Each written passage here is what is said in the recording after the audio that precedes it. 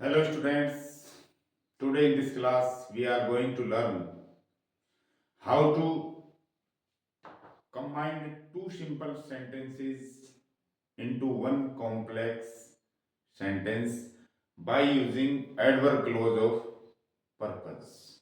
आज की इस क्लास में हम दो सरल वाक्यों को जोड़कर एक कॉम्प्लेक्स सेंटेंस बनाना सीखेंगे जिसमें हम यूज करेंगे एडवर्ब क्लोज ऑफ पर्पस। जी हाँ, एडवर्ब ऑफ क्लोज और पर्पस का मतलब होता है वो क्लोज जो हमें किसी कार्य का परिणाम बताए और वो काम करते हैं subordinating conjunctions, so that, in order that और लेस्ट। अगर इन तीन फ्रेजेस से, इन तीन कंजक्शन से हम कोई क्लोज शुरू करते हैं तो वो हमें पहले कार्य का परिणाम बताते हैं। तो चलिए देखते हैं एडवर्ब क्लोज क्या होता है। एडवर्ब क्लोज ऑफ पर्पस अर्थात उद्देश्य सूचक क्रिया विशेषण उपवाक्य, उद्देश्य बताने वाला, गोल बताने वाला। दिस क्लोज स्टार्ट्स विद, ये जो क्लोज है जो हम सीखने जा रहे हैं एडवर्ब क्लोज ऑफ पर्पस, ये शुरू होता है सो दैट से। सो दैट का अर्थ है ताकि या जिससे, अथवा इन ऑर्डर दैट से, इसका भी सेम मतलब होता है, या फिर लेस्ट से, इसका मतलब होता है ऐसा न हो कि। अब ये तीन सबऑर्डिनेटिंग कंजक्शंस हैं, ये पॉजिटिव गोल को बताते हैं, इन ऑर्डर दैट पॉजिटिव गोल को बताता है और लेस्ट नेगेटिव गोल को बताता है। या कहें कि ये पॉजिटिव रिजल्ट देते हैं और ये नेगेटिव रिजल्ट देता है। दिस क्लोज मॉडिफाइज, ये जो close adverb close of purpose, ये विशेषता बताता है किसकी, वो क्रिया की, वर्ब की विशेषता बताता है। कौन से वर्ब की? इन द मेन क्लोज, जो मुख्य उपवाक्य में होगी उसकी। क्या करके? टू आंसर व्हाई, व्हाई का जवाब देकर, यानी क्यों का। अगर हम प्रिंसिपल क्लोज में क्यों लगाकर प्रश्न करेंगे तो उसका जो जवाब होगा वो होगा एडवर्ब क्लोज ऑफ पर्पस, जो कि so that, in order that या लेस्ट से शुरू होगा। This clause frequently contains models, इस क्लॉज में, कौन से में? एडवर्ब क्लॉज ऑफ पर्पस में क्या होते हैं? मॉडल्स होते हैं, सच एज, जैसे मे, कैन, माइट, कुड, विल और वुड आदि मॉडल इस क्लॉज में आ सकते हैं। ये इसकी स्ट्रक्चर है। सबसे पहले प्रिंसिपल क्लोज, जो कार्य होना बताएगा, अभी ये काम हमने किया या करेंगे या कर रहे हैं, तो जो प्रिंसिपल क्लोज जो पहले आएगा, जो कार्य बताएगा। उसके बाद ये जो सबऑर्डिनेटिंग कंजक्शंस हैं, जैसा हमें निर्देश दिए जाए भाई इससे जोड़ना है तो वो ही सबऑर्डिनेटिंग कंजक्शन हम लगा देंगे। उसके बाद डिपेंडेंट क्लोज या सबऑर्डिनेटिंग क्लोज भी यहाँ लग जाएगा लास्ट में, जो हमें रिजल्ट बताएगा, इस कार्य का परिणाम बताएगा। जैसे एक सेंटेंस है, सी वर्क्स हार्ड सी में सक्सीड, वो मेहनत करती है वो सफल हो सके या हो सकती है। तो ये कार्य हो रहा है, काम क्या कर रही हो? मेहनत का। अब इसमें अगर हम वाई लगाएं तो उसका जवाब ये मिलेगा हमें, वो मेहनत क्यों करती है? ताकि, क्या उद्देश्य है इसका मेहनत का? ताकि वो सफल हो सके। तो ये प्रिंसिपल क्लोज है, इसको जो का तो रख लो। उसके बाद जैसे मैंने ब्रैकेट में दिया सो दैट लगाना है तो यहाँ सो दैट लगा दिया। उसके बाद जो रिजल्ट क्लोज है, या कहूँ कि जो परिणाम बताने वाला क्लोज है, वो रख दीजिए। तो she works hard so that she will succeed, ये अपना कॉम्प्लेक्स सेंटेंस बनकर तैयार है। प्रिंसिपल क्लोज में वाई लगाओगे तो ये यहाँ से लेकर यहाँ तक इसका आंसर होगा। वो मेहनत क्यों करती है? ताकि वो सफल हो सके। तो क्यों का जवाब ये हमें दे रहा है एडवर्ब क्लोज ऑफ पर्पस। इसी तरह वी हेल्प्ड देम, हमने उनकी मदद की थी, दे माइट कैच द बस, वो बस पकड़ सके थे या बस पकड़ सकते थे। मदद क्यों की थी? ताकि बस पकड़ सके वो। तो इसमें हमें इन ऑर्डर दैट लगाना है। We help them in order that they might catch the bus. Dear students, so that भी वही काम कर रहा है जो इन ऑर्डर दैट कर रहा है। फर्क सिर्फ इतना है कि सो दैट जो है वो ज्यादा फॉर्मल है स्पोकन इंग्लिश में, यानी बोलचाल में हम सो दैट यूज करें, और जो रिटर्न इंग्लिश है अपनी, या कहूंगी राइटिंग में हम यूज करें इन ऑर्डर दैट। राइटिंग में ज्यादा फॉर्मल है इन ऑर्डर दैट। अगर पहला क्लोज प्रेजेंट टेंस में है तो दूसरे क्लोज में या तो मे मिलेगा आपको या कैन मिलेगा। मे या कैन, इसमें जो मे है वो उद्देश्य बताने में ज्यादा फॉर्मल होता है मे। अगर भूतकाल में हो ये सेंटेंस तो आपको माइट, कुड या वुड मिल सकता है, और अगर फ्यूचर का सेंस है तो विल भी दिया जा सकता है आपको एडवर्ब क्लोज ऑफ पर्पस में। चलिए कुछ एग्जांपल्स के माध्यम से और समझते हैं एडवर्ब क्लोज से कॉम्प्लेक्स सेंटेंस कैसे बनाया जाता है।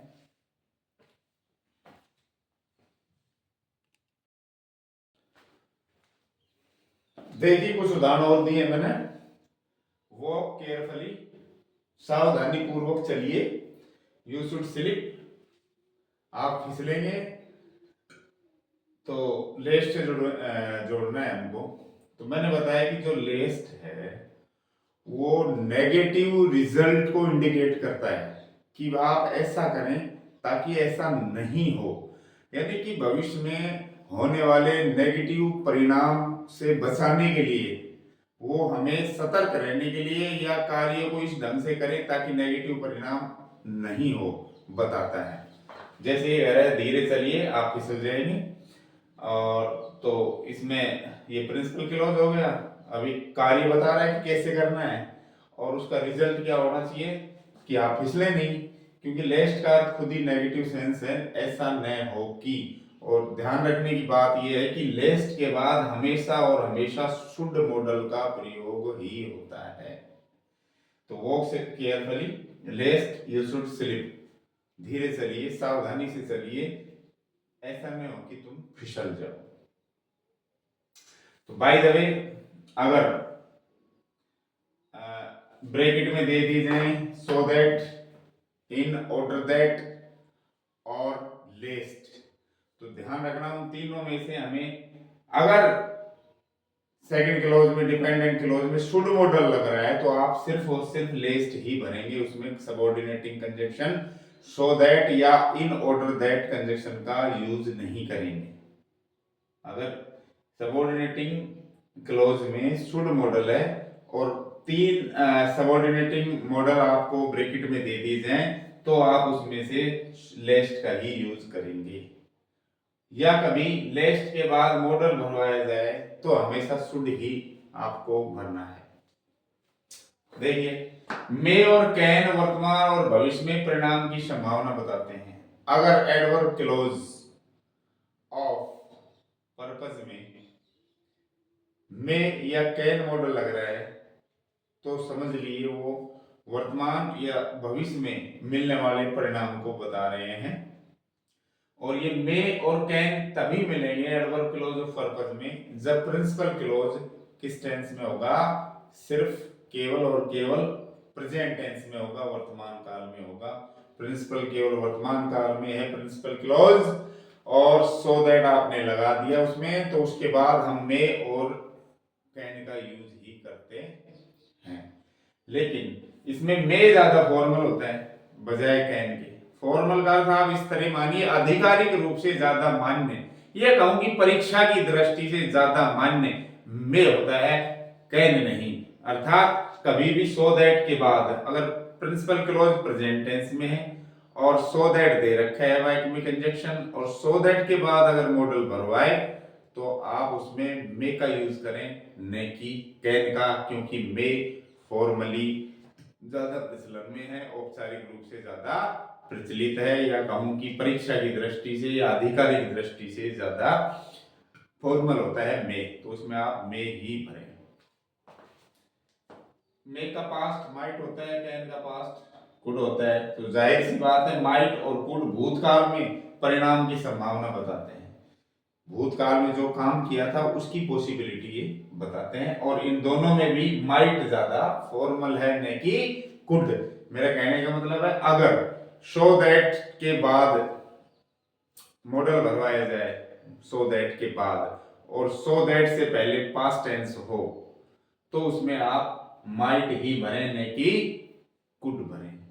बाकी कैन और माइट, कैन और कुड का प्रयोग इनफॉर्मली अनौपचारिक रूप से हम कर सकते हैं बोलचाल में, लेकिन परीक्षा की दृष्टि से, एग्जाम की दृष्टि से अगर मॉडल सो दैट के बाद भरवाया जाए तो आपको या तो मे भरना है या फिर माइट भरना है। डिपेंड करता है कि प्रिंसिपल क्लोज किस टेंस में है। प्रिंसिपल क्लोज प्रेजेंट टेंस में है तो सो दैट के बाद मे मॉडल यूज करो, और प्रिंसिपल क्लोज पास्ट टेंस में है तो सो दैट के बाद माइट मॉडल यूज करें।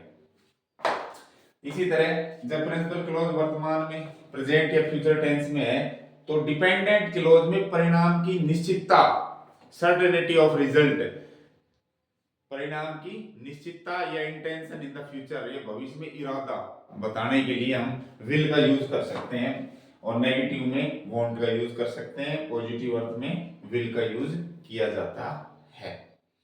जैसे they are working overtime, वो ओवर टाइम काम कर रहे हैं, समय से ज्यादा, जो समय उनका नियत है उससे ज्यादा काम वो कर रहे हैं। दे विल अर्न मोर मनी, वो ज्यादा धन कमाएंगे।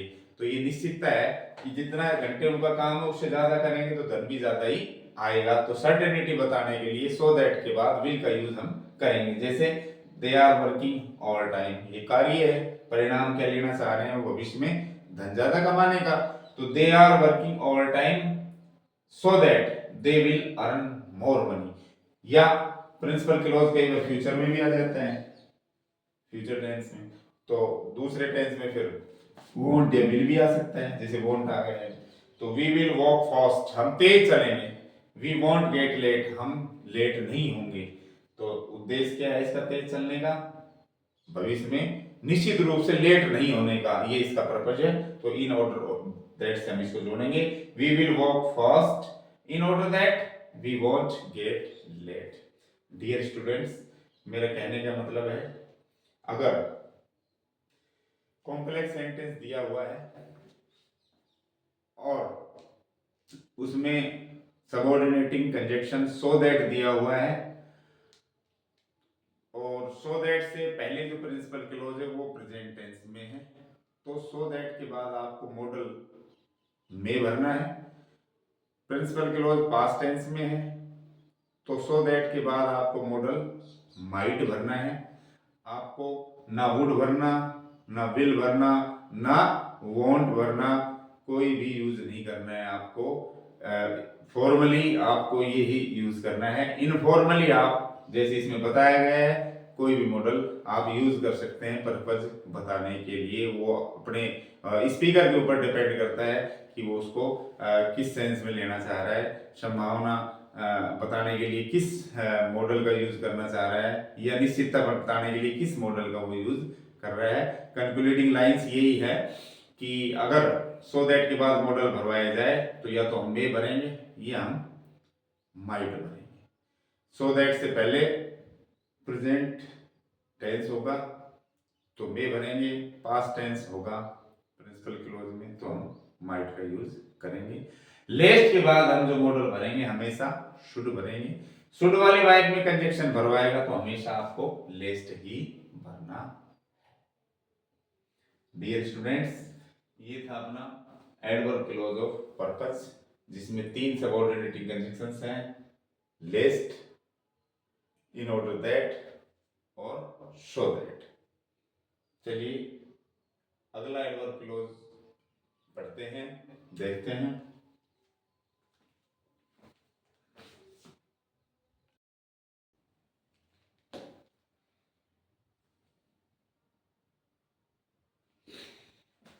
चलिए अगला एडवर्ब क्लॉज ऑफ कॉज या रीजन देखते हैं।